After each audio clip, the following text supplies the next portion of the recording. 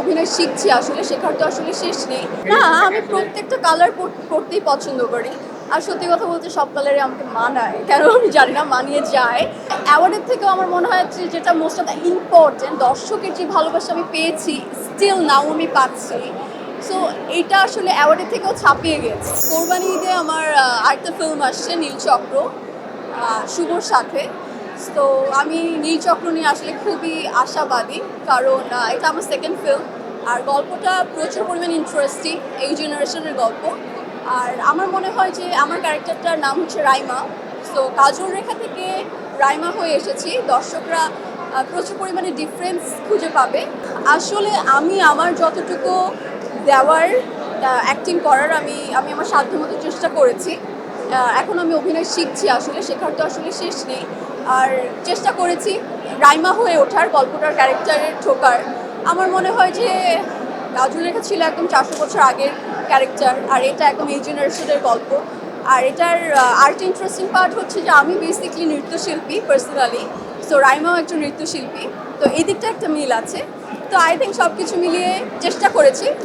এখন দর্শকের হাতে ছেড়ে দিতে চাই, দর্শকদের কেমন লাগে। দিয়ে আসলে প্রচুর সিনেমা আসছে, যেহেতু শুভ ভাইয়ের অনেকদিন পর একটা সিনেমা আসছে আমার সাথে, দর্শক নতুন একটা জুটি দেখতে পারবে। আর আমাদের গল্পটার যেই প্যাটার্নের, পুরো এই জেনারেশনের গল্প, যারা স্কুল গোয়িং, ভার্সিটি গোয়িং, আমার মনে হয় প্রত্যেকে বা ফুল ফ্যামিলি নিয়ে ছবিটি দেখতে পারবে, সোশ্যাল মিডিয়া কেন্দ্রিক। আর অনেকগুলো ছবি আসছে, শাকিব খানের ছবি আসছে। সো আমি বলবো যে প্রত্যেকটা সিনেমা প্রত্যেকটা মানুষকে গিয়ে দেখার জন্য, আর তার সাথে সাথে আমাদের নীলচক্রকে উপভোগ করার জন্য। আর কেমন লেগেছে অবশ্যই যেন দর্শক বলে। ছিল নতুন কিছু না, ওটা ইউএসতে একটা অ্যাওয়ার্ড প্রোগ্রাম ছিল। সো ওখানে আমাদের একটা পার্ট ছিল, সজল ভাইয়ের সাথে আমার নাচতে হবে। সো ওটা রিহার্সাল পার্টে কেউ হয়তো ভিডিও করেছে। না, আমি প্রত্যেকটা কালার পরতেই পছন্দ করি। আর সত্যি কথা বলতে সব কালারে আমাকে মানায়, কেন আমি জানি না, মানিয়ে যায়। সো আজকে মনে হলো যে ব্ল্যাক পরলে আমাকে আই থিঙ্ক ভালো লাগবে, সো ব্ল্যাক পরে এসেছি। আর যেহেতু আমি মনোনয়ন পেয়েছি কাজল রেখায়, সো কাজল রেখার সাথে থিম একটু করে যতটুকু করার আমি ট্রাই করেছি। আমি অবশ্য বলতে পারছি না, আমি আমি একদমই জানি না।